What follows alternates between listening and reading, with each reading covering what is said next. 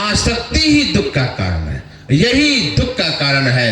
हम जितना आसक्त होते हैं, देखिए सड़क में आदमी जा रहा है, बच्चा जा रहा है, आप गाड़ी पे बैठ के जा रहे हैं, गाड़ी पे बैठ के जा रहे हैं, बच्चा एक्सीडेंट किया, आप देख रहे हैं और क्या कहते हैं, बढ़ाओ बढ़ाओ गाड़ी बढ़ाओ, गाड़ी बढ़ाओ, जल्दी निकलो यहां से, झमेला है। देख रहे हैं एक्सीडेंट हुआ बच्चा, फिर भी हम मोटरसाइकिल में गियर लगाते हैं, निकल जाते हैं। जब कुछ दूर जाने के बाद यदि टेलीफोन आ जाए, फलाने बाबू, अरे अपना ही बच्चा गया था अभी उधर, एक्सीडेंट कर गया, तो गाड़ी में एक्सीलेटर गियर लगेगा? नहीं लगेगा। गाड़ी घुमाएंगे और दौड़ करके आएंगे, बच्चे को उठा के अभी लिपटने लग जाएंगे, रोने लग जाएंगे। दुख का कारण क्या हुआ? बच्चा तो पहले भी एक्सीडेंट आपने देखा था, लेकिन आपको कोई दुख नहीं। लेकिन दुख कब हुआ? जब आपको पता चला कि यह जो एक्सीडेंट हुआ था वह कोई दूसरा नहीं, वह मेरा ही संबंधी कोई था, मेरे ही बच्चे थे, तो आप दुखी हो जाते हैं। एक्सीडेंट हुआ है बच्चा, लेकिन जब तक आपको पता था कि वह मेरा बच्चा नहीं है, तब तक आपको कोई दुख नहीं। जब पता चला कि वहां जो एक्सीडेंट हुआ था, मैं जो मोटरसाइकिल बढ़ा दिया था, वह मेरा ही बच्चा था, मेरा ही अपना कोई रिश्तेदार था, तो हम आप दुखी हो जाते हैं। यही है दुख का कारण, मोह। इसे गोस्वामी तुलसीदास जी महाराज कहते हैं, मोह शकल व्याधिन कर मूला, तेहि ते पुनि उपजहि बहुसूला। यही मोह है दुख का कारण। हमारे पूज्य बाबा बड़ी सुंदर कहानी कहा करते थे, मुझे याद आ,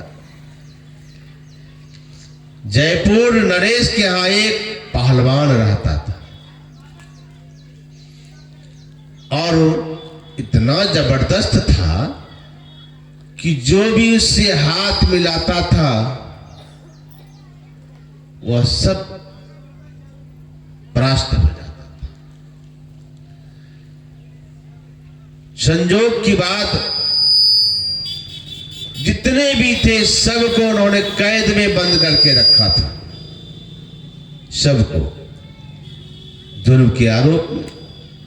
तब तक एक बाहर से पहलवान पहुंचा जयपुर नरेश के दरबार में, और जयपुर नरेश से कहने लगा, महाराज मैं आया हूं आपके राजमहल में और मैं पहलवान हूं। अच्छा, तो पहलवान हो तो मेरे दरबार में क्यों आए? सुना है कि आपके पास बड़े बड़े पहलवान लोग रहते हैं, खलीफा लोग रहते हैं। सोचा कि चलो राज दरबार में जाकर के बड़े बड़े खलीफे से थोड़ा मुकाबला करके देखूं, इसलिए मैं कुश्ती करना चाहता हूं, आपकी खलीफे से लड़ना चाहता हूं। बाहर में जितने भी थे पहलवान उसके पास सबको बुलाया, और सबको बुलाया, जितना भी आया सब इस पहलवान को देख करके, हाथ मिलाना तो दूर गया, देख करके ही फील्ड छोड़ के भाग गया। अरे ये तो बड़ा जबरदस्त पहलवान है, इससे कौन अपना जान गंवाएगा हाथ मिला करके। कोई भी उस पहलवान से हाथ मिलाना नहीं चाहा, सब नाम सुन के देख के ही भाग के चला गया। अब राजा को चिंता हो गई कि मेरे राज्य की हसाई हो गई कि मेरे राज्य में एक ऐसा भी पहलवान नहीं जो इस पहलवान से हाथ मिला भी। तब तक यह खबर पहुंचा, उसके जेल में एक कैदी था, लेकिन वह भी था बहुत बड़ा जबरदस्त पहलवान। लेकिन इतना जबरदस्त था, लेकिन कैदी ऐसे तो जेल में नहीं डालेगा, कुछ तो बहुत भयंकर अपराध किया होगा। जेल में तो डाला, लेकिन बहुत ताकतवर होने के कारण उसके हाथों में हथकड़ी और पैर में बेड़ी लगा के रखा।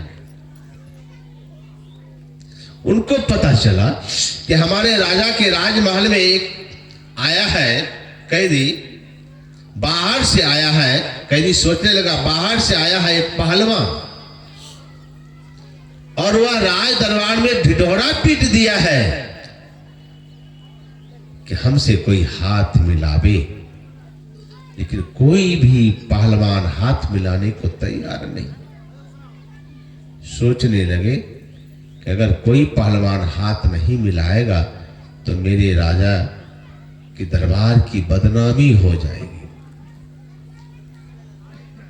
राज दरबार की हंसाई हो जाएगी। उन्होंने खबर भेजवाया अपने राजा को और कहा, जाके राजा से कहो कि मैं जो बाहर से पहलवान आया मैं उनसे हाथ मिलाऊंगा, मैं उससे लड़ूंगा।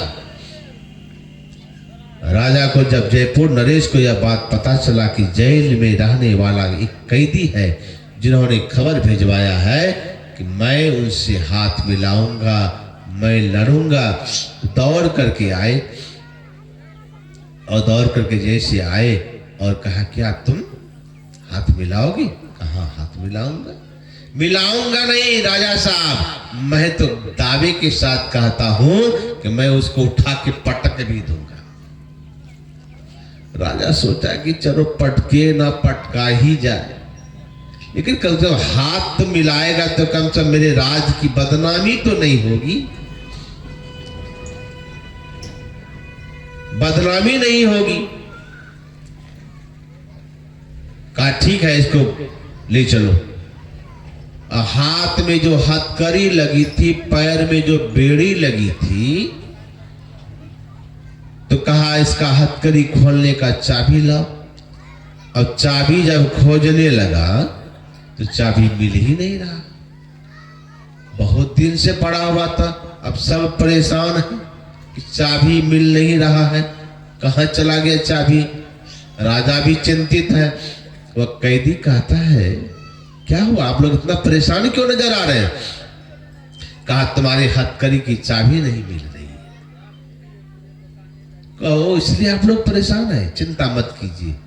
हाथ को झाड़ा जोर से, हथकड़ी टूट गई। पैर को भी खींचा तो पैर की बेड़ी भी टूट गई। जब हथकड़ी को हाथ से खींच करके तोड़ दिया, पैर के बेड़ी को भी तोड़ दिया, तो राजा तो अवाक हो गया। सोचने लगा कि इनके अंदर इतनी शक्ति कि यह हथकड़ी को तोड़ दे, बेड़ी को भी तोड़ दे। लेकिन हमको यह आश्चर्य लगता है कि इतनी शक्ति होने के बावजूद भी यह अब तक हमारी जेल में कैदी बन के क्यों पड़ा था? ये तो कभी भी उठ करके भाग सकता था, हथकड़ी तोड़ करके, पैर की बेड़ी तोड़ करके। राजा ने कहा, देखो जी, हमको आश्चर्य हो रहा है तुमको देख करके। का क्या? कहा, यही, जब तुम्हारे अंदर इतनी शक्ति थी कि तुम हथकड़ी बेड़ी को तोड़ करके जा सकते थे, तो फिर तुम हमारे जेल में इतना दिन से हथकड़ी बेड़ी पहन के क्यों पड़ा था? क्या कारण? तो कैदी ने कहा कि बादशाह सलामत, राजा साहब, आपकी पहनाई हुई हथकड़ी, पैर में जो बेड़ी पहनी हुई थी हमारे, इनको तोड़ करके इस चाहर दिवाली को छलांग लगा करके उस पार से उस पार चला जाना मेरे लिए बच्चे का खेल था। फिर भी मैं क्यों बंद हाथ में हथकड़ी पहन के, पैर में बेड़ी लगा के इतना दिन जेल में क्यों पड़ा था? एक ही कारण। क्या कारण? का कारण एक ही था, मैं सोचता था बराबर कि मैं हथकड़ी तोड़ करके, पैर की बेड़ी को तोड़ करके इस चाहर दिवाली को छलांग लगा के बाहर भाग जाता हूं। लेकिन मैंने सोचा मैं तो भाग जाऊंगा, लेकिन मेरे भागने के बाद आप मेरे परिवार को, मेरे बीबी बच्चे को पकड़ के तबाह कर देंगे। जब मैं नहीं मिलूंगा, आप मेरे परिवार को दुख देंगे, कष्ट देंगे, हानि पहुंचाएंगे, तबाह करेंगे। मैंने सोचा कि अगर मेरे कारण मेरे परिवार के दुख भोगेंगे तो इससे अच्छा है कि हथकड़ी बेड़ी पहन करके भी मैं बैठा रहूंगा, लेकिन परिवार को दुखी नहीं देख सकता हूँ, बीवी बच्चे को मैं दुखी नहीं देख सकता हूँ। अगर मैं तोड़ के भाग जाऊंगा तो हमारे परिवार बच्चे सब बेईमान हो जाएंगे। इसलिए मैं हथकड़ी बेड़ी पहन करके आपके जेल में इतना दिन से पड़ा हुआ था। तब राजा ने कहा, अफसोस, आज हमको लग रहा है कि लोहे की बेड़ी तोड़ना आसान है, लेकिन मोह की बेड़ी तोड़ना आसान नहीं है। बोलिए श्री सद्गुरु महाराज की जय। मोह की बेड़ी तोड़ना इतना आसान नहीं है, बड़ा जबरदस्त होता है। हमारा एक बार नारद बाबा जा रहे थे,